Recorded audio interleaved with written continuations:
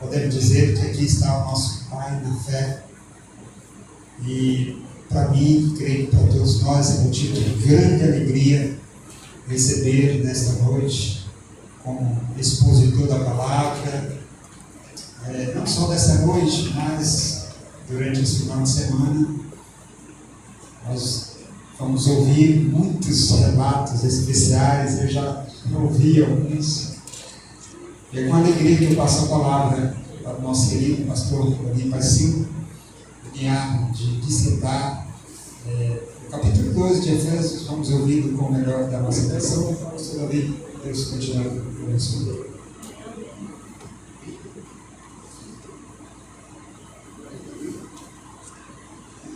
Queridos irmãos, eu estou muito agradecido a Deus por estar aqui em Aracaju. E faz bastante tempo que eu estava sonhando vir aqui. Deus deu essa oportunidade agora. Louvado seja Deus por isso. Amém.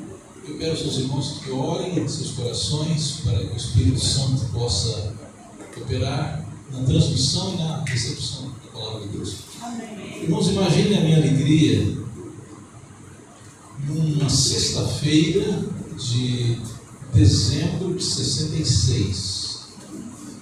Eu cheguei aqui a primeira vez em Aracaju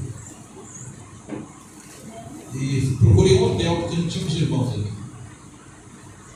Para não dizer que não tínhamos irmãos, tínhamos uma irmã paralítica, a irmã Eulina Silva.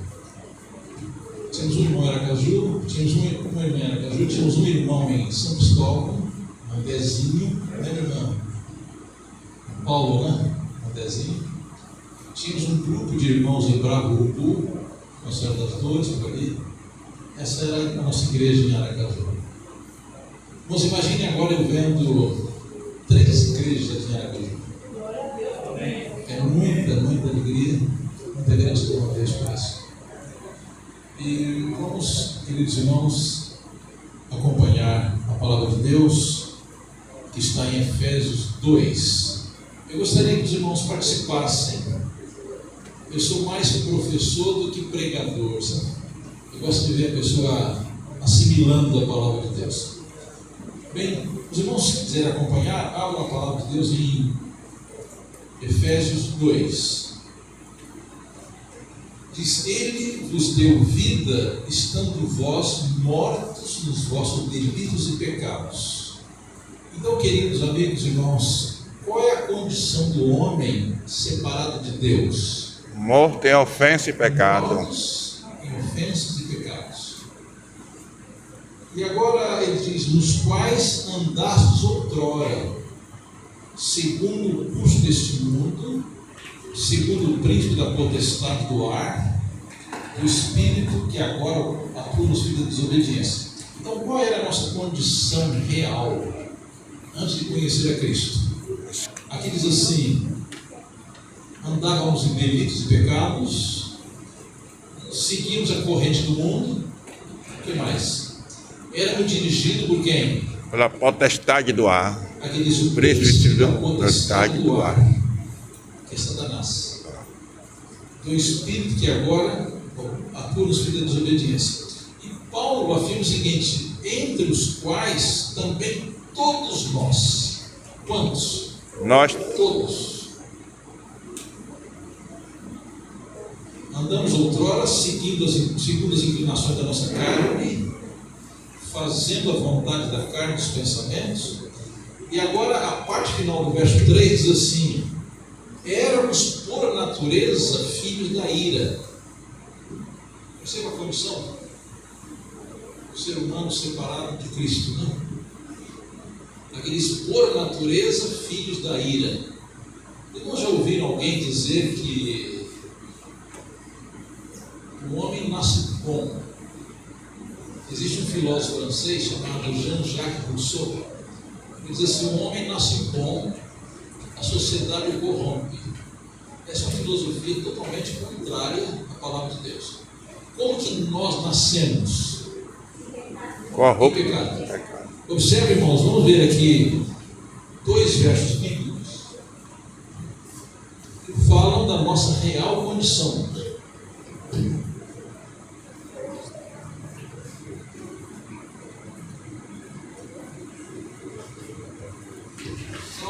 51, 5,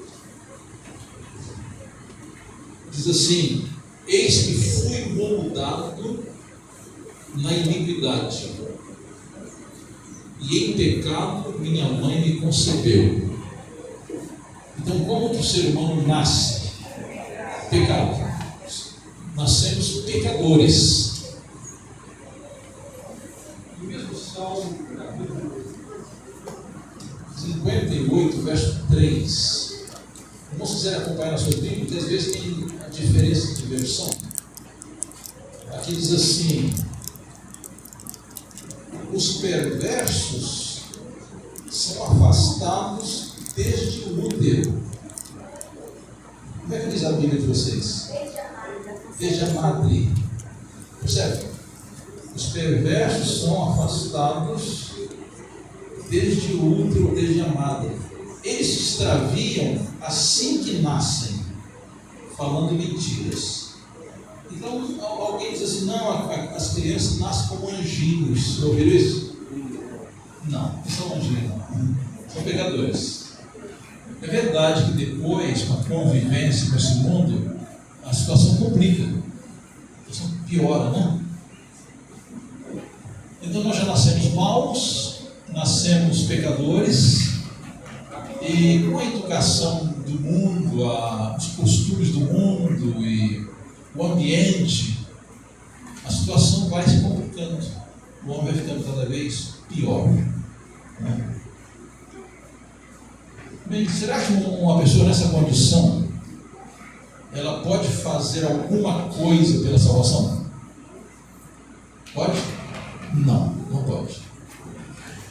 Irmãos, Deus compara o ser humano como ovelhas. Por quê? Alguém aqui já criou ovelha? Mas, mesmo que não criou, pode observar.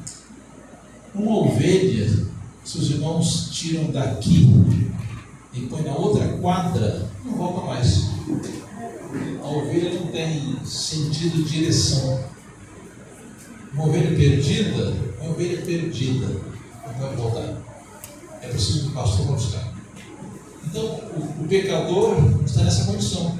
Ele está perdido em pecado e não pode buscar Deus. É preciso que Deus o busque.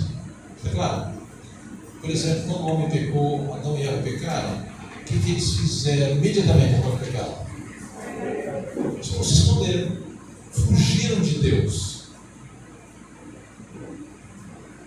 se tornaram aliados de Satanás e não podiam voltar. É por isso que Deus veio buscar o homem. Adão, onde estás? Deus veio buscar o homem porque o homem não podia voltar. Claro. Então, irmãos, essa é a condição do ser humano naturalmente. Bem, vamos continuar.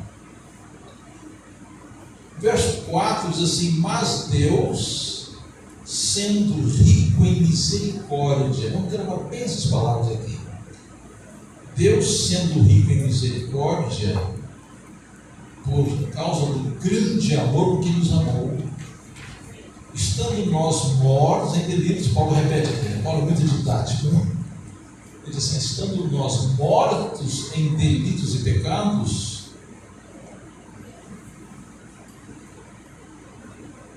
nos deu vida juntamente com Cristo. Pela graça sois salvos. Irmãos, aqui há duas palavras que eu quero trocar com vocês, ver se nós entendemos bem o significado.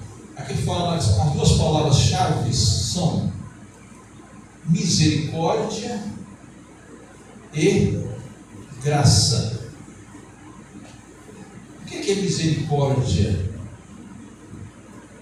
Misericórdia, vamos ler aqui em Lamentações 3.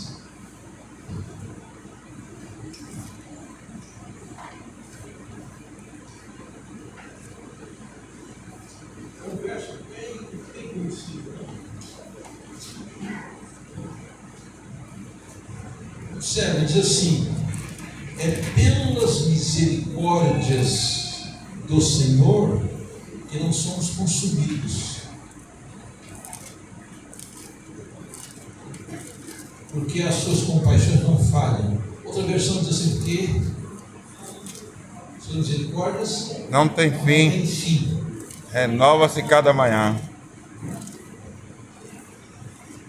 E o verso 24, diz a 23, elas são novas cada manhã. Grande é a tua fidelidade. Bem, irmãos, eu pergunto a vocês, por que nós estamos vivos aqui hoje? Misericórdia de Deus. Claro. Aqui diz que a misericórdia de Deus se renova cada manhã. Romanos 6, 23. A primeira parte diz assim: o salário do pecado é a morte. Só que é a morte eterna. O salário do pecado é morte eterna. Não é esse dormir em Cristo, não. É morte eterna. Então, estamos vivos aqui hoje pela misericórdia. Vamos gravar bem, irmãos, a definição de misericórdia. O que é misericórdia? A misericórdia é o ato de Deus em não nos dar o que nós merecemos. Claro. Porque, como pecador, o que eu mereço? A morte eterna. Então, misericórdia é o ato de Deus de não nos dar o que nós merecemos, que é a morte. Claro. Agora vamos definir graça. O que é graça? Graça, É amor. nós dizemos assim, o outro lado da moeda, né? Então vamos recapitular. Pela misericórdia, Deus não nos dá o quê? Não nos dá o quê? A morte eterna. Pela graça, Ele nos dá o que não merecemos, que é a vida eterna. Claro? Então, são duas faces da mesma moeda. Então, misericórdia é o ato de Deus não nos dar o que merecemos. E graça é o ato de Deus em nos dar o que não merecemos. Claro? Então diz assim, verso 5: estando nós mortos em nossos delitos, nos deu vida juntamente com Cristo. Pela graça sois salvos. Irmãos, eu diria assim o seguinte: graça é tudo que recebemos de Deus sem merecer. Essa vida presente, a vida futura, a proteção dos anjos, a direção do Espírito Santo, a palavra de Deus, tudo é pela graça. Porque nós nada merecemos. O verso 6 diz assim: juntamente com Ele nos ressuscitou e nos fez assentar nos lugares celestiais em Cristo Jesus. Irmãos, isso aqui vai dar um pouco de tempo. Se nós estamos planejando jantar depois, pode esquecer. Temos muito que aprender aqui, né? Amém. Então, irmãos, bem, juntamente com Ele, vamos gravar essa expressão, juntamente com Ele. Quando o homem foi criado, ele precisava obedecer perfeitamente a lei de Deus, para ter acesso à árvore da vida. Essa era a condição. Mas, lamentavelmente, o homem fracassou. O homem descreu de Deus e creu na serpente. O homem tornou-se inimigo de Deus. Bem, agora qual seria a solução? Se Deus havia dito assim: olha, você pode comer de toda a árvore que está no jardim, menos uma. E se você comer, você morre no mesmo dia. Lembra do verso? No dia em que comeres, certamente morrereis. Só que o homem não morreu no mesmo dia. Como assim? Será que Deus não cumpriu a palavra? Adão viveu 930 anos, não foi? Mas o que aconteceu naquele dia? Morreu espiritualmente. Alguém morreu. O cordeiro morreu. Lembra? Apocalipse 13:8 diz que Jesus é o cordeiro morto desde a fundação do mundo. Então, irmãos, no plano de salvação, há duas palavras-chave que se chamam substituição e transferência. No mesmo dia que Adão e Eva pecaram, a morte de Adão e Eva foi transferida para Cristo. Por isso que Adão viveu 930 anos. Então, Cristo se tornou o substituto do homem. A culpa do homem foi transferida para Cristo. Bom, aí, irmãos, notem, é um problema cósmico que ele chama, é um problema universal. Então, o diabo tinha dito a Deus o seguinte: olha, a sua lei é uma lei arbitrária, não pode ser guardada. E quando Adão e Eva pecaram, o que o diabo falou? Eu não falei, não falei que o homem não pode guardar a lei? E agora ele diz assim: Deus é injusto, Deus vai destruir o homem. Deus deu uma lei que não pode ser guardada e vai condenar o homem porque desrespeitou a lei. Então, o diabo colocou em dúvida o caráter de Deus perante o universo. Qual foi a providência de Deus? Irmãos, quando o homem pecou, o céu parou. Os anjos pararam com as harpas e os anjos choraram. Porque o pecado é uma tragédia. O pecado é uma tragédia. Então, quando o homem, Adão e Eva pecaram, Satanás pôs em dúvida o caráter de Deus perante o universo. Está vendo? Deus deu uma lei difícil de guardar e agora vai destruir o homem. O que Deus fez? Bem, quando essa notícia chegou no céu, então o céu chorou, os anjos choraram, pararam com as harpas. Qual foi a providência de Deus agora? Reuniram os três, Pai, Filho e Espírito Santo, para executar o plano da salvação que já estava pronto. Agora, Jesus voltou para reunir-se com os anjos e falou: olha, gente, tem uma solução. Nós achamos uma solução para salvar o homem. Qual é a solução? Jesus disse assim: olha, eu vou me tornar um ser humano, eu vou viver na terra como homem, uma vida sem pecado, e agora eu vou passar pela morte mais horrível para pagar essa culpa. Bem, agora os anjos choraram de novo. Por quê? O comandante do céu ia morrer. Então, queridos, Adão, quando foi criado, ele era o rei do planeta. Quando ele pecou, ele entregou o domínio do mundo a Satanás. Agora Jesus devia fazer o quê? Agora Jesus passou a ser o representante do homem. Jesus agora precisava fazer duas coisas para salvar o homem. Vocês se lembram qual era a condição que eu falei no começo? Condição para o homem ter vida eterna. Ele tinha de obedecer a lei de Deus perfeitamente, perpetuamente. Uma obediência sem mancha, uma obediência sem interrupção. Obediência perfeita. E o homem fracassou. Então, o que Jesus devia fazer agora? Agora Jesus se tornou o segundo Adão, representante do homem. Quais eram as duas condições agora para Cristo salvar o homem? Primeira, Jesus obedeceu a lei de Deus como homem de maneira perfeita. Cumpriu a primeira condição. Só que agora tinha a segunda. O homem, ao pecar, ele contraiu uma dívida com a lei eterna de Deus.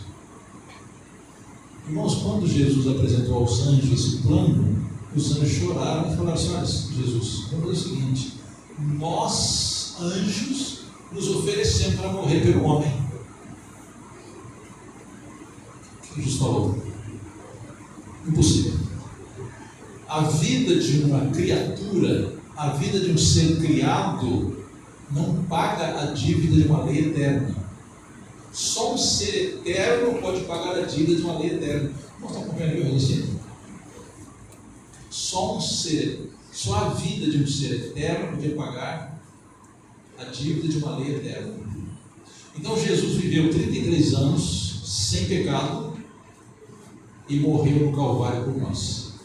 Ele cumpriu as duas condições. Irmãos, ele pagou os pecados de todo mundo. Não tente você pagar os pecados. Às vezes cometemos alguns erros, a pessoa assim, você está pagando o que fez, né? Está falando comigo isso? Ele fez isso, está pagando o que fez, está pagando seus pecados. Não, homem não paga pecado, nenhum ser humano paga pecado. Nossos pecados foram pagos por Cristo no Calvário. É claro? Então, nós vemos, quando Cristo nasceu, ele nasceu como nosso representante. Quando Cristo viveu uma vida de 33 anos sem pecado, ele viveu como nosso representante. Quando ele morreu no Calvário, ele morreu como nosso representante. Quando ressuscitou, é nosso representante. Quando ele subiu ao céu, subiu como nosso representante. Se tiver alguma dificuldade, anotem aí, que amanhã vamos continuar. Então, irmãos, note bem, aqui o apóstolo Paulo diz assim, verso 5: estando nós mortos em nossos delitos, nos deu vida juntamente com Cristo. Pela graça sois salvos. E juntamente com Ele nos ressuscitou. Ele nos fez assentar nos lugares celestiais em Cristo Jesus. Quer dizer isso? A pessoa que crê em Jesus, onde ela está pela fé? Nos lugares celestiais. Onde Jesus está. É claro. Porque ele é nosso representante. Vamos imaginar que alguém comete um crime qualquer, ele contrata um bom advogado. O que ele tem de fazer para ser advogado, para ele ser bem sucedido na defesa? Ele tem de contar tudo para o advogado. E o advogado representa o réu no tribunal, perante o juiz. Está claro? Ponto. O advogado representa o réu perante o juiz. Jesus é nosso advogado. Ele nos representa perante o Pai. Então ele é nosso representante. Por isso que Paulo diz assim, no verso 6, juntamente com Ele, nos fez sentar nos lugares celestiais em Cristo Jesus. Cristo é o nosso representante no tribunal. É claro. Vamos avançar. Diz a inspiração, assim como Deus ressuscitou Cristo dentre os mortos, para que pudesse trazer luz, vida e imortalidade pelo Evangelho, assim salvar seu povo dos seus pecados, também Ele ressuscitou seres humanos da morte espiritual, vivificando-os com sua vida, enchendo seus corações de esperança e alegria. Irmãos, eu gostaria de ir bem devagar para vocês assimilarem. Então, como Deus ressuscitou Jesus da morte física, Ele nos ressuscita da nossa morte espiritual. Então, quando a pessoa aceita Cristo como seu Salvador pessoal, ela é ressuscitada para uma nova vida. Está claro? Então, Jesus é o nosso representante. Repito, como Deus ressuscitou Jesus dos mortos, Ele ressuscitou seres humanos da morte espiritual. Percebem que no começo do capítulo diz assim, qual é a nossa condição sem Cristo? Mortos em ofensas e pecados. E agora, com Cristo, somos ressuscitados para uma nova vida. Cristo Jesus. Verso 7. Para mostrar nos séculos vindouros a suprema riqueza da sua graça em bondade para conosco em Cristo Jesus. Irmãos, como vocês chamam aqui em Sergipe a pessoa que conserta carro amassado? Funileiro. Funileiro. Irmãos, um bom funileiro, ele pega um carro todo detonado, né? E ele transforma aquele carro como se fosse novo. E depois ele se orgulha. Ele fala assim: gente, olha, eu peguei esse carro aqui todo detonado, olha como está agora. Ele se sente gratificado, não é isso? O que Deus quer fazer conosco? Irmãos, Ele pega cada um de nós aqui, gente feia. Nós somos gente feia, não somos? Tem alguém aqui que pensa que é bonito? Eu digo assim, aqui nesse mundo tem gente mais feia e menos feia. E o problema é o seguinte: não é só fisicamente não, é feio moralmente, espiritualmente, socialmente. É claro. E o que Deus faz conosco?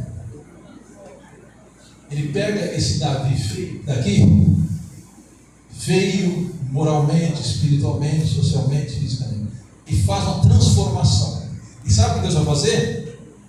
Ele vai mostrar para o universo o que ele fez. Vou ler o verso novamente. Para mostrar, verso 7, nos séculos vindouros, a suprema riqueza da sua graça em bondade para conosco em Cristo Jesus. Perceberam? O que Jesus vai fazer com a gente feia que somos nós? Ele vai transformar-nos. Só que, olha bem, irmãos, a primeira beleza que nós adquirimos é beleza espiritual. Está bem? A beleza física nós vamos adquirir na volta de Jesus. Então Jesus primeiro nos conserta espiritualmente, moralmente. Já viram que uma pessoa que... Alguém diz: poxa, você é tão bonito, né? Por que a pessoa fala isso? Por amor, não é? Não é por amor? Às vezes é uma pessoa feia, né? Mas alguém gosta dela, diz: nossa, você é uma princesa, você é bonita. E a pessoa às vezes crê isso, né? Crê que é bonita mesmo. E fica feliz com isso, né? Fica feliz. Mas então, primeiro Deus quer nos dar beleza espiritual e moral, caráter. A beleza física nos será dada na volta de Jesus. Então, irmão, não se iluda quando alguém fala que vocês são bonitos, não. Tá bem? Nós não somos bonitos. A gente às vezes acha alguém bonito, mas eu penso assim: quantos anjos de Deus, os mundos não caídos, sem pecado, olham para nós aqui, eles se assustam. Eles se assustam. Porque o pecado degrada o ser humano. O pecado degrada o ser humano. Bom, vamos continuar. A inspiração diz assim: levará a eternidade para o homem entender o plano da salvação. Percebam como é profundo? Agora vamos ao verso 8. Irmãos, esse aqui é o verso-chave do plano da salvação. Porque pela graça sois salvos.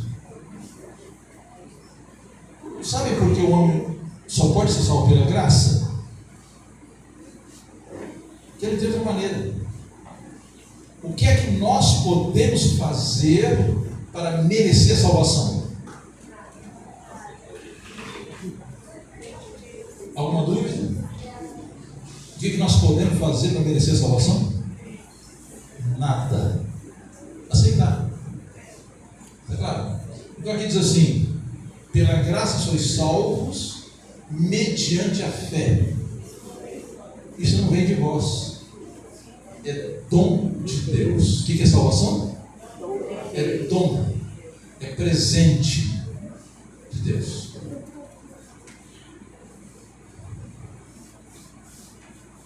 Verso 9: não de obras, para que ninguém se glorie. Está claro o verso, irmãos? Claro. pela graça sois salvos mediante a fé. Isso não vem de vós, é dom de Deus, não de obras. Então, se nós fôssemos salvos pelas obras, vamos imaginar que nós chegamos no céu e falamos assim: Senhor, eu estou aqui porque eu fui reformista, eu fui vegetariano, eu era estrito, vegetariano estrito, né? Eu devolvi o dízimo pontualmente, eu ia à igreja, perdi um culto pontual. Olha, tudo isso é importante, por favor. Não vão entender que não precisa fazer isso não. Só que isso não dá mérito. É claro, precisamos fazer tudo isso, mas isso não nos dá mérito. Já pensaram se chegamos no céu e falaram assim: eu estou aqui porque, olha, eu fui um reformista, daqueles bons mesmo, né? Eu fui muito fiel, pontual, eu não fui como os demais, né? Não é o que o fariseu falou? Eu sou como os demais. Eu estou aqui porque, olha, eu pergunto, se alguém ganhasse o céu pelas suas obras, pela sua obediência, pela sua vida, para que Cristo? Para que salvação em Cristo? Se eu posso ser salvo por mim mesmo, pelo que eu faço, pelo que eu deixo de fazer, pelo meu comportamento. Se eu fosse salvo dessa maneira, o que diz Paulo no verso 9? Não vem das obras, para que ninguém se glorie. Então, irmãos, se nós formos fiéis pela graça de Deus e chegarmos ao céu, o que vamos fazer no céu, logo que chegarmos lá?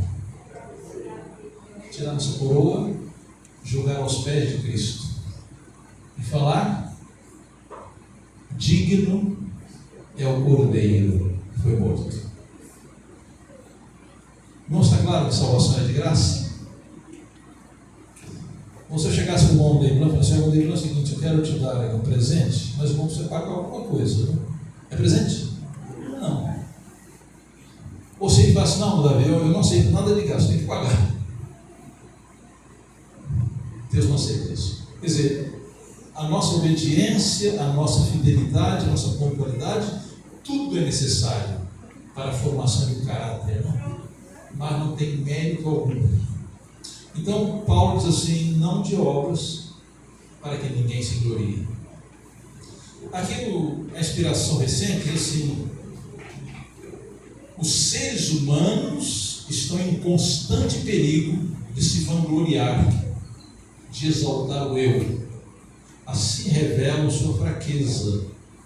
A grande mudança que é vista na vida de um pecador após sua conversão não é produzida pela bondade humana. Logo, todo orgulho humano é totalmente sem propósito. Então nós não temos nada de que nos gloriar. No livro de 5 Coríntios diz assim: o que é justificação pela fé? É obra de Deus ao lançar a glória do homem no pó e fazer pelo homem o que ele não pode fazer por si mesmo. Isso é salvação, isso é justificação. Então, para Deus nos salvar, Ele tem de tirar o nosso orgulho, jogar o nosso orgulho no pó e fazer por nós o que nós não podemos fazer por nós mesmos. Aqui a verdade que desdobrará o assunto em vossa mente: a vida eterna é um dom. Vamos gravar bem essa expressão: a vida eterna é um dom infinito. Isso coloca fora de possibilidade, isso a coloca fora da possibilidade de ser ganho por nós mesmos, pois é infinita. Precisa ser forçosamente uma dádiva, e como tal tem de ser recebida pela fé, e gratidão e louvor oferecidos a Deus.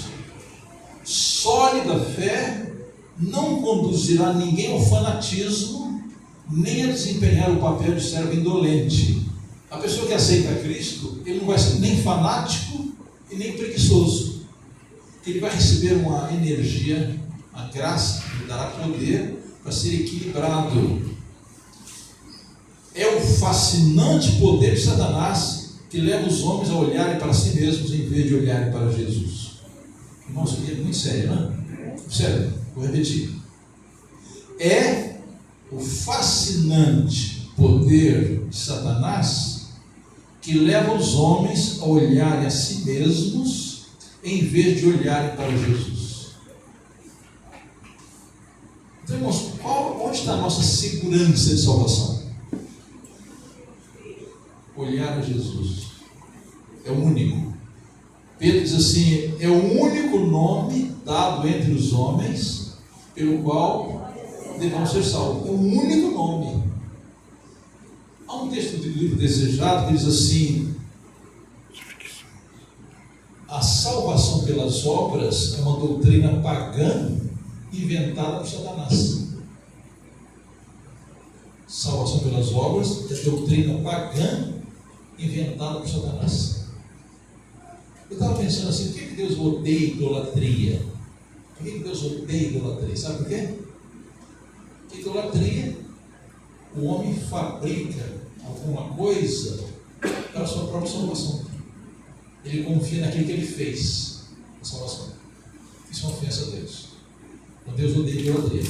A parte final do texto diz assim: a justiça de Cristo deve ir à nossa frente, para que a glória do Senhor seja a nossa retaguarda.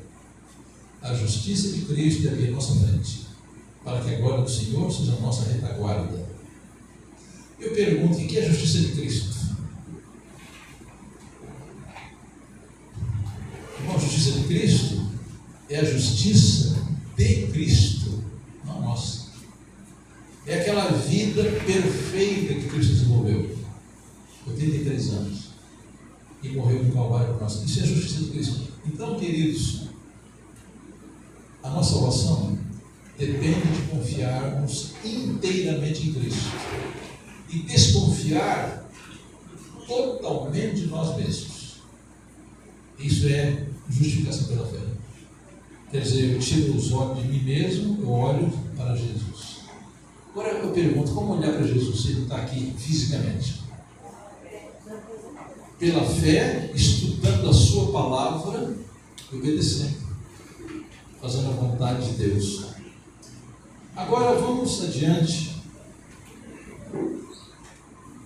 Verso 10 diz assim: somos feitura dele, criados em Cristo Jesus, para boas obras. Irmãos, Satanás ele bagunça a verdade. Notaram que Paulo diz assim: somos salvos pela graça, por meio da fé. Isso não vem de vós, é dom de Deus, não vem de obras, para que ninguém se glorie. Agora diz assim: será que a salvação pela graça dispensa as boas obras? Não, mas elas são fruto, não são causa. As boas obras do Filho de Deus, a obediência dos filhos de Deus, é fruto da graça. Ela é necessária para a glória de Deus. É claro? Então aqui no verso 10 diz assim: somos feitura dele, criados em Cristo Jesus, para boas obras, as quais Deus de antemão preparou para que andássemos nelas. Agora vamos continuar. Irmãos, aqui o apóstolo Paulo vai resumir agora o que nós éramos no passado e o que nos tornamos agora ao aceitar a Cristo. Portanto, diz ele, verso 11: lembrai-vos de que outrora vós, gentios na carne, chamados em circuncisão por aqueles que se intitulam circuncisos na carne, por mãos humanas. Irmãos, notem bem a condição trágica do ser humano sem Cristo. Naquele tempo, verso 12: estáveis como? Em trevas. Sem Cristo, separados da comunidade de Israel, estranhos às alianças da promessa, não tendo esperança e sem Deus no mundo. Irmãos, isso aqui é uma tragédia. Irmãos, já foram ao cemitério, acompanharam o sepultamento de uma pessoa que não crê em Deus? Como que a família fica? Desesperada. É uma morte sem esperança. É claro. Então aqui diz assim o apóstolo Paulo: naquele tempo como é que estávamos? Verso 12. Olha a sequência: sem Cristo, separado da comunidade de Israel, separado da família de Deus, não? Estranhos às alianças da promessa, não tendo esperança, e sem Deus no mundo. Interessante que em português, quando a gente fala alguma coisa, depois diz assim, mas, o que vem depois? O oposto, não? Já viram que quando alguém quer falar mal de alguém, a gente diz assim, olha, vou te contar um negócio, aquele irmão é ótima pessoa, tem boas qualidades, mas, aí vem bomba, né? Sempre quem quer falar mal dos outros, ele fala assim, olha, se conhece o irmão fulano, é excelente pessoa, trabalhador, é honesto, mas prepara o coração que vem bomba aí. Agora o que diz Paulo aqui? Como estávamos sem Cristo, separados da comunidade de Israel, estranhos à aliança da promessa, não tendo esperança e sem Deus no mundo. Mas, vai falar outra coisa agora, né?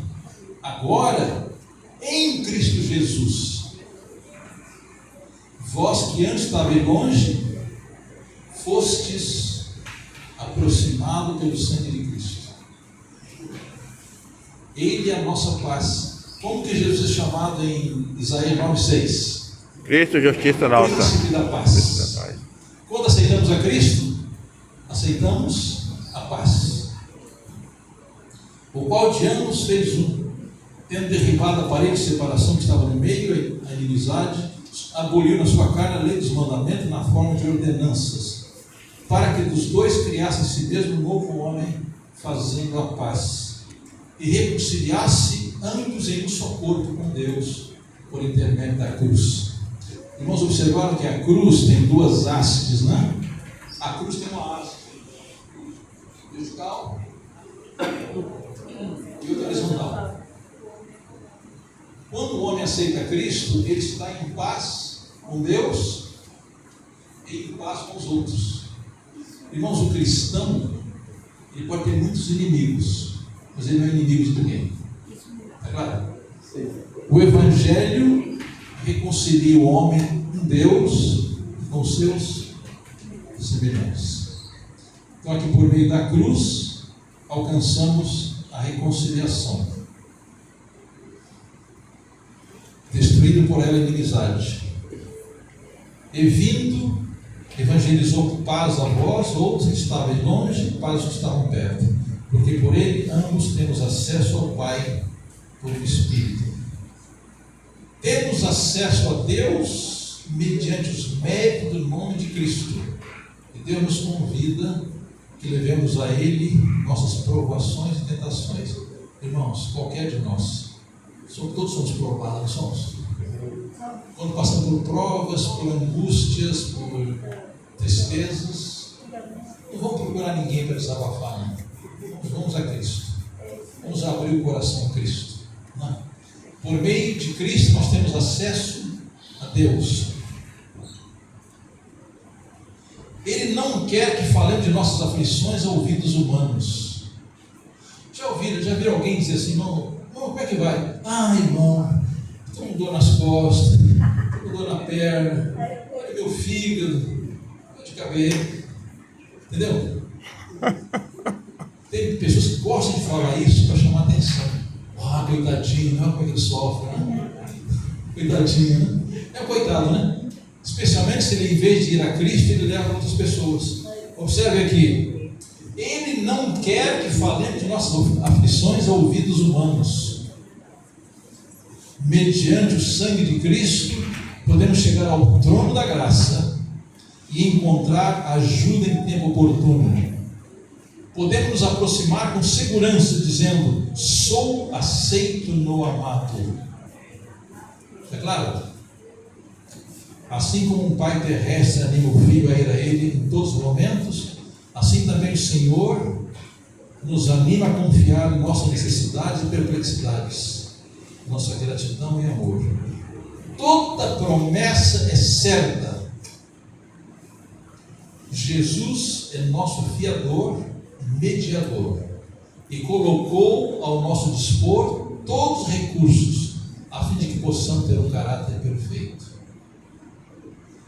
Irmãos, Cristo está ao nosso dispor. O sangue de Cristo, com eficácia permanente, é nossa única esperança.